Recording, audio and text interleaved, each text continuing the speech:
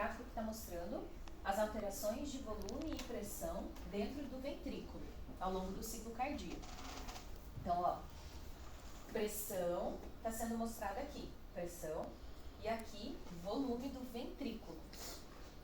Então, olha só, essas linhas, isso aqui é pressão. Então, quando a gente tem, desculpa, isso aqui é volume, né? Então, quando a gente tem linhas retas subindo aqui, está mostrando que o volume não está se alterando, certo? O volume não altera, é sempre o mesmo. Mas o que está acontecendo com a pressão? Subindo, tá? Então, vamos olhar aqui, ó. Esse ciclo cardíaco, olha aqui a flechinha. A gente tem que ler esse gráfico daqui para lá. Então, vamos começar no ponto A.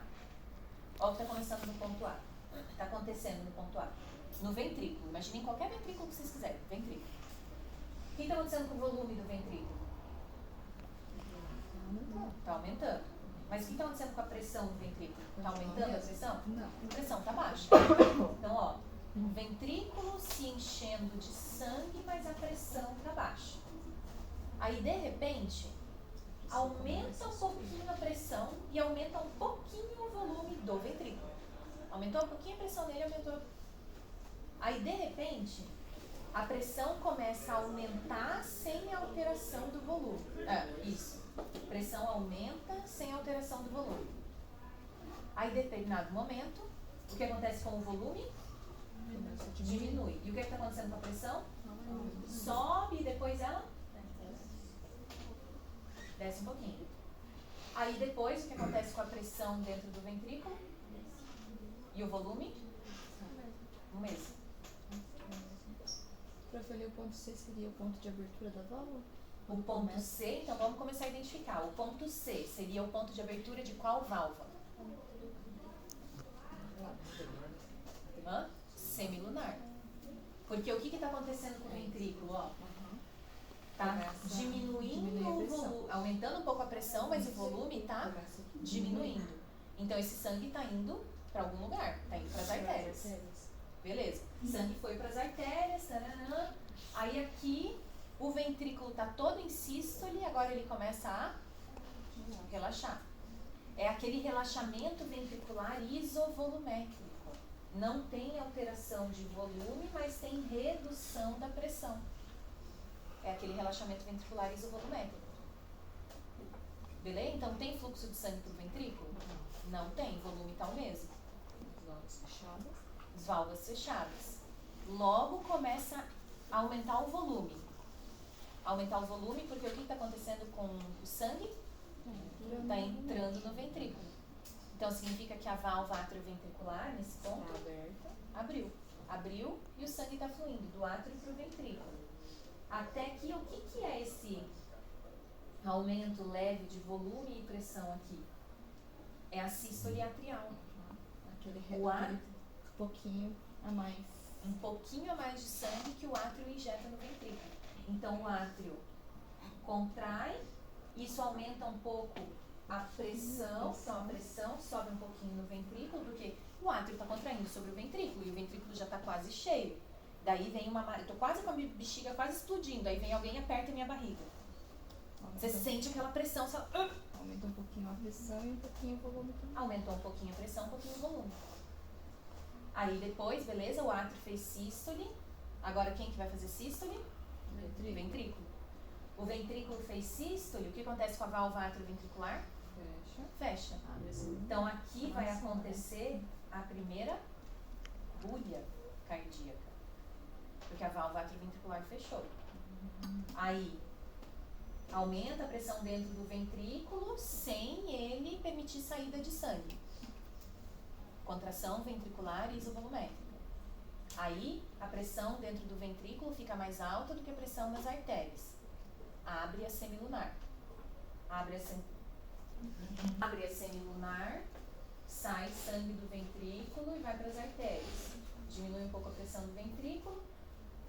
O sangue tenta retornar para o ventrículo, mas porque ele vai começar a diástole, fecha a semilunar. Fecha a semilunar, não altera o volume do ventrículo, até que o átrio está se enchendo de sangue, abre de novo a átrio ventricular. enche de sangue, vai, pororó. Deu pra entender? Então, ó, aqui é o fechamento da válvula atrioventricular, início da sístole ventricular, e aqui é o fechamento da válvula semilunar, que é o início do relaxamento do ventrículo. Então, início da sístole ventricular, início da diástole ventricular. Abre atrioventricular, fecha atrioventricular, fecha semilunar. É dali que acontece a segunda. Aqui é a primeira e aqui é a segunda. Isso. Vocês estão vendo esse VDF aqui? E esse VSF? VDF significa volume diastólico final. O que significa isso? Isso é uma coisa que quem for lá para a área de cardiologia vai usar essas variáveis aqui.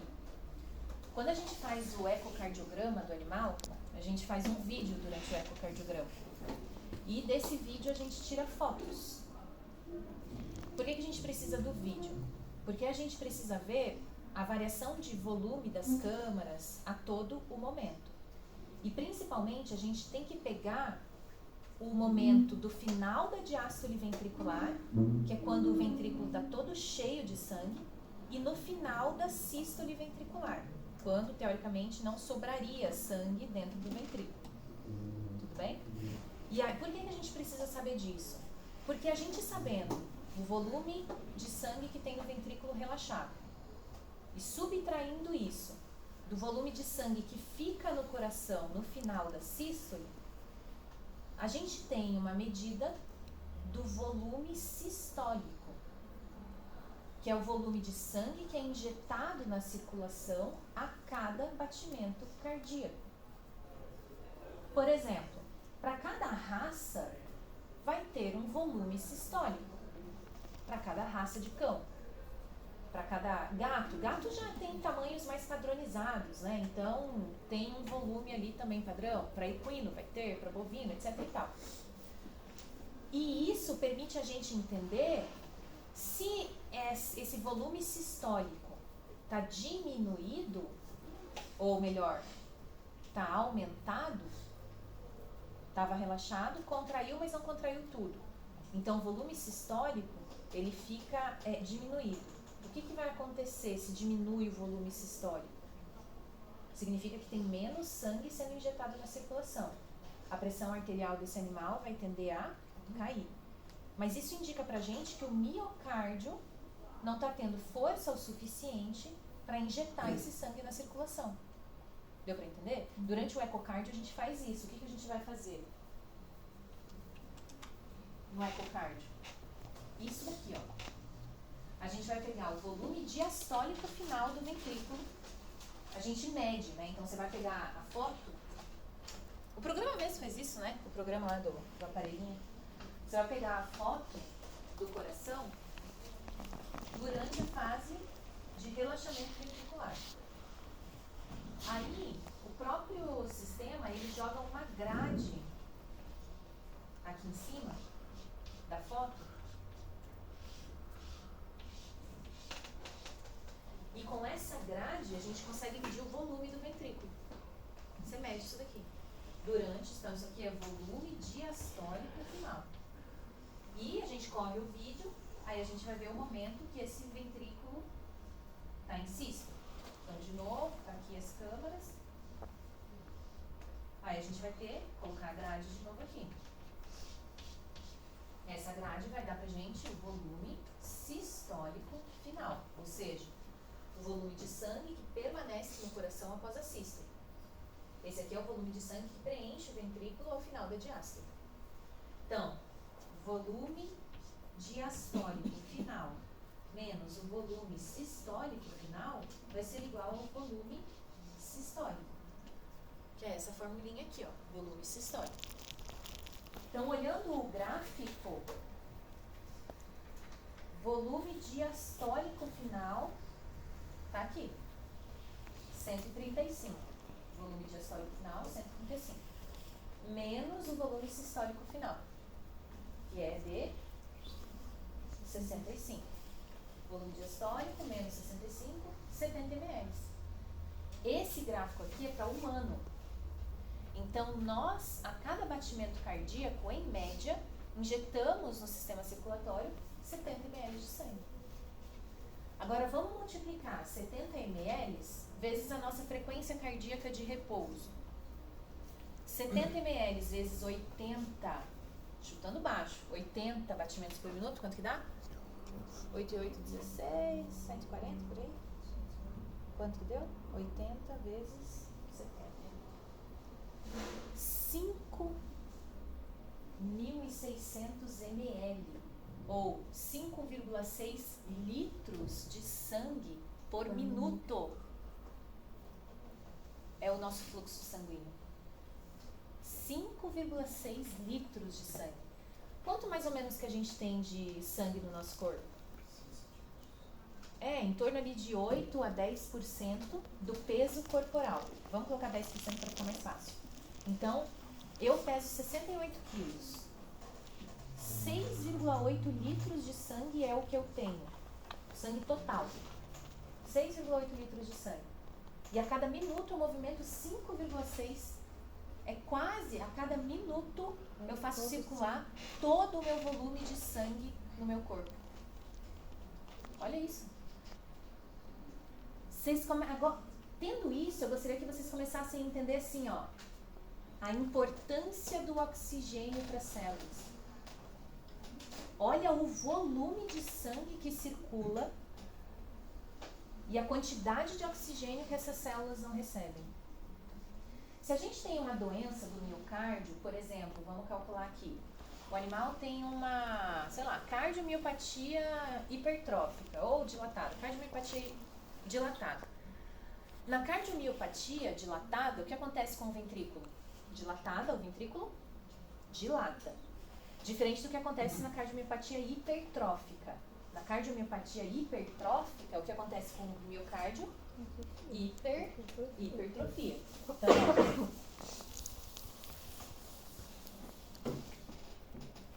na cardiomiopatia dilatada, o que eu tenho? Então, vamos colocar aqui, esse é um ventrículo normal. Na cardiomiopatia dilatada, a gente vai ter um ventrículo grandão. E aqui dentro, o miocárdio, ele vai ficar mais fino do que o normal. Esse aqui é lado direito? Esquerdo. Então, na cardiomiopatia dilatada, o tamanho do ventrículo aumenta. E na cardiomiopatia hipertrófica, o que vai acontecer? A gente vai ter um coração de mesmo tamanho, então vamos tentar colocar ele aqui com o tamanho normal. Só que como que está o tamanho desse miocárdio? Na hipertrófica, o miocárdio está bem espesso. Aqui, essa parede está bem fininha. Vocês acham que a força de contração é mais alta ou mais baixa? Mais baixa. É como se tivesse atrofiado isso aqui. Então, a força de contração está baixa. E no coração hipertrófico, como que está a força de contração? Alta. Ele está hipertrófico, então tem uma força de contração que é alta. Mas agora, como que está o volume aqui dentro? Alto. O volume diastólico final. Em comparação com esse normal aqui. Está maior ou está menor? Maior. Maior, porque ele relaxa mais. Então, acomoda maior volume de sangue. Então, tem o volume, vamos colocar aqui, o volume diastólico final é maior. E esse aqui, o volume diastólico final? Bem menor. Volume diastólico final vai ser menor. Tá dando para entender isso? Né? Então, por mais que aqui entre um monte de sangue, esse coração tá fraco. Como que vai ser o volume sistólico final desse daqui em comparação com o normal? O volume sistólico final é a quantidade de sangue que sobra aqui dentro no final da sístole. Maior. Vai estar mais alto do que o normal. E aqui, o volume sistólico final? Menor. Vai estar menor. Olha como varia as coisas. Tá vendo? E claro que tudo isso, nessas duas situações, independente do volume diastólico e do volume sistólico aqui, da composição, do funcionamento, do volume que ele tem, o volume sistólico em ambas essas situações vai estar como? Volume sistólico. A quantidade de sangue que o coração injeta no sistema circulatório. Muito abaixo no de cima porque ele não tem força suficiente para ejetar e no de baixo porque ele não tem volume suficiente para... Então, em ambas as situações, o volume sistólico vai estar diminuído. Mas o que leva a essa redução do volume é diferente em cada uma das situações. E isso o ecocardiograma traz pra gente. Isso é muito legal. Então, como resultado do ecocardiograma, a gente consegue calcular qual que é o volume sistólico e com isso a gente consegue calcular uma outra variável super importante, que é o volume de sangue injetado por minuto. Foi isso que a gente calculou aqui, os 5.600. O volume de sangue injetado nas artérias por minuto, isso aqui é chamado de débito.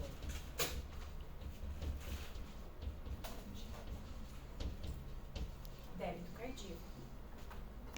Como que a gente calcula o débito cardíaco? Então, débito cardíaco é igual volume sistólico vezes frequência cardíaca.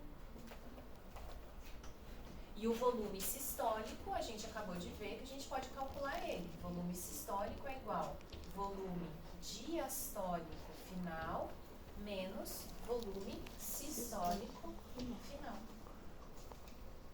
E a frequência cardíaca a gente consegue medir a frequência cardíaca. Então, ou eu sinto o pulso do animal, ou eu ausculto ele, eu tenho a frequência cardíaca. Então, isso aqui a gente consegue medir mesmo, auscultando ou aferindo, enfim. Isso aqui a gente, pelo ecocardiograma, a gente consegue obter essas variáveis. Então, isso aqui vem do ecocardiograma.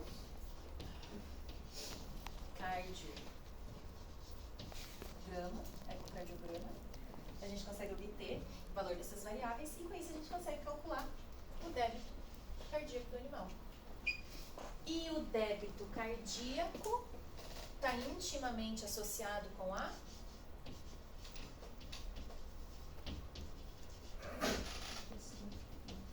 pressão arterial do animal.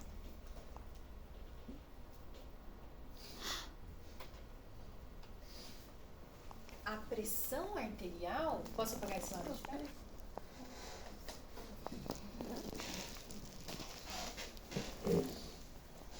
Arterial, ela pode ser estimada tendo como base o débito cardíaco multiplicado pela resistência vascular periférica. Então, isso aqui é resistência vascular periférica. Resistência vascular periférica. O que é isso aqui? Eu tenho um débito cardíaco. Tá lá no coração, beleza? Mandando 5,6 litros de sangue por minuto para o meu sistema circulatório. Agora, olhem as diferenças. Resistência do de quem? Dos vasos sanguíneos. É onde esse débito cardíaco está entrando, não é? O débito cardíaco não está entrando nos vasos? Agora, imagine a seguinte situação. Mantemos o débito cardíaco igual. Só que em uma situação, artérias, veias, arteríolas estão relaxadas, dilatadas. Na outra condição, esses vasos sanguíneos estão contraídos. Onde a pressão é mais alta? Onde está relaxado? Onde os vasos estão contraídos? Onde os vasos estão contraídos. É como se nesse momento que os vasos estão relaxados, é como se a gente tivesse esse débito cardíaco entrando dentro de uma banheira. A pressão vai ficar baixíssima. Até encher essa banheira de sangue, e não tem de onde vir mais sangue para encher essa banheira, cara, vai ficar baixíssima a pressão ali. Mas se a gente está colocando esse débito cardíaco dentro de uma garrafa PET, aí a gente entende que, vai encher a garrafa PET em 1 minuto, já encheu a garrafa PET. Em meio minuto a garrafa PET está cheia, a pressão lá dentro já está alta. Quando a gente vai tratar um animal que está com variação da pressão arterial, a gente tem que pensar nessas 2 variáveis aqui. Os medicamentos que a gente usa para variar a pressão arterial do animal vão variar essas coisas aqui. Então, vocês sabem algum medicamento super famoso que a gente precisa usar quando alguém está com hipotensão? Quando alguém desmaiou? O que normalmente o pessoal pega e faz de medicamento? Noradrenalina. O que a noradrenalina faz sobre os vasos sanguíneos? Depende. Depende de quais vasos sanguíneos a gente está falando. Então, os vasos sanguíneos que vão para a musculatura e que vai para o sistema nervoso central, eles vão dilatar. Mas os vasos sanguíneos que vão para o aparelho digestório, urinário, reprodutor? Contração. Lembram disso? Que quando a gente tem um estado de relaxamento, é quando a gente vai se alimentar, é quando vai aumentar o fluxo sanguíneo para esses órgãos, para fazer digestão, absorção. E nesse momento que a gente está relaxado, nossa musculatura está relaxada, então não precisa ter tanto sangue para a musculatura. Mas num outro momento, se a gente está estressado, luta ou fuga, a gente precisa usar o músculo, porque a gente precisa sair correndo dali, a gente precisa dar um jeito de fugir. Então, a irrigação dos músculos está alta. Mas a gente provavelmente espera-se que a gente não tenha comido, senão vai dar uma indigestão, né? Ou não esteja comendo. A gente não precisa, então, de irrigação para os órgãos abdominais. Para os órgãos da caixa torácica, precisa de irrigação na luta ou fuga? Com certeza. O coração precisa receber sangue e o pulmão também, para a gente conseguir oxigenar isso e mandar para os músculos para eles poderem reagir. Olha que lindo. Vai dizer que não é massa isso? É sensacional, tudo funciona perfeitamente, né? É muito legal. Perfeitamente até dá errado, né? Mas tudo bem. Então, a adrenalina, quando a gente aplica, né, noradrenalina, norepinefrina, ela vai fazer vasoconstrição. Vasoconstrição de vasos, ai que péssimo, né? Vasoconstrição para os órgãos, assim ficou melhor, para os órgãos abdominais. Mas ela vai fazer vasodilatação para os músculos. Vasodilatação para os músculos. Mas a noradrenalina, ela também tem um efeito sobre o débito cardíaco. Porque o que a noradrenalina causa aqui? Ela aumenta a frequência. A noradrenalina causa aumento da frequência cardíaca. E agora um outro detalhe que talvez ainda não tenha falado que vocês precisam saber. A noradrenalina, ela também aumenta a força de contração do coração. Então aumenta a frequência e aumenta a força. Se eu aumento a força de contração, está entrando mesmo, imagine uma situação normal, está entrando o volume de sangue normal, só que agora a força de contração é maior. A cada batimento, a força é maior. O que acontece com o volume sistólico? Vai aumentar. Se a força de contração está aumentando, o que vai acontecer com esse volume sistólico final? O volume que sobra no coração no fim da sístole? Vai diminuir. Porque está contraindo mais, então o volume sistólico final diminui. Se esse aqui diminui e esse aqui continua o mesmo, no final das contas isso aqui vai aumentar. Então olha o que a noradrenalina vai causar. Aumento da força de contração e aumento da frequência cardíaca. O que vai acontecer com o débito cardíaco? Vai lá para cima. Então a noradrenalina, ela vai causar aumento do débito cardíaco.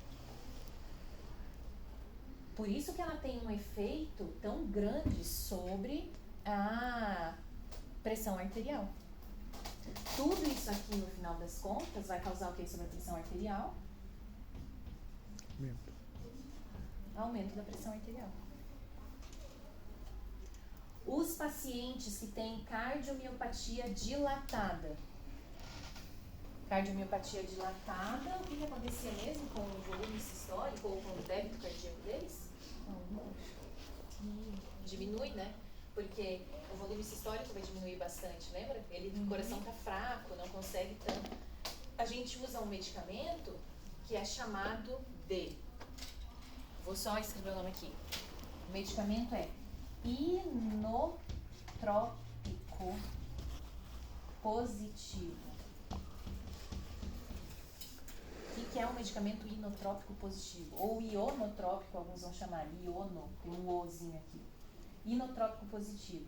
O que é um exemplo desse medicamento aqui? É um bem famosinho. Já ouviram falar do Pimobendan? Já ouviram falar do Pimobendan? O Pimobendan é um ionotrópico positivo. O que ele vai fazer? É utilizado em casos de cardiomiopatia dilatada. Na hipertrófica também, daí depende muito da condição desse coração do animal, tá? Mas na cardiomiopatia a gente usa. Cardiomiopatia. O que o Pimobendan faz? Ele é inotrópico positivo. Olha o que pira. O Pimobendan, o mecanismo de ação dele, ele aumenta a quantidade de cálcio dentro da fibra muscular. Se aumenta a quantidade de cálcio dentro da fibra muscular, o que acontece com a quantidade de sarcômeros que são ativados para contrair? Vai aumentar.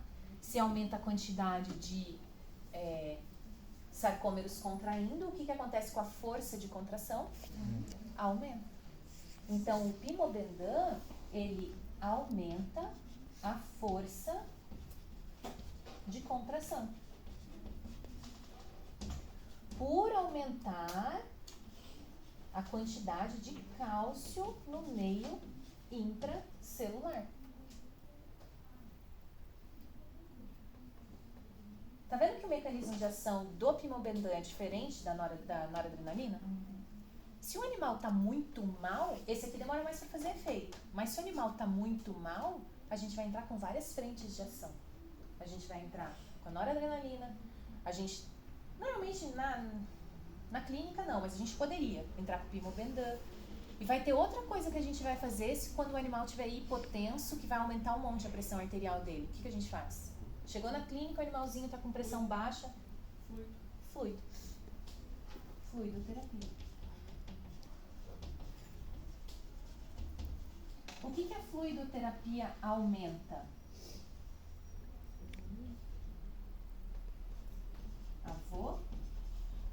A volemia, o volume de sangue circulante. Lembra que a gente falou do sangue entrando numa banheira? Imagina que a gente encheu a banheira d'água e agora a gente está trabalhando só, além da banheira estar cheia d'água, só com o débito cardíaco ali, que é o volume de sangue que o animal já tinha. Percebe que a gente consegue manter essa pressão melhor? Então é isso que a gente está fazendo. A gente enche os tubos e conexões do animal de líquido, a gente pode aumentar aqui o débito cardíaco e, num último caso, a gente pode usar outros medicamentos. Eu trouxe aqui esse exemplo porque é o que eu lembro agora. Então, a gente pode, de diversas formas, a gente pode aumentar a pressão arterial do animal. Mas para a gente entender isso aqui, a gente precisa entender essas variáveis aqui. Depois é mexendo nessas variáveis que a gente vai conseguir. Na farmacologia, sabendo isso daqui, vai... Vocês já fizeram farmaco? Não. Nossa, se preparem. Acho que é quinto período. É? Vocês estão agora no terceiro? Ah, vocês vão pro quinto, né? Então, não, vocês vão pro quarto. Quarto, tá certo.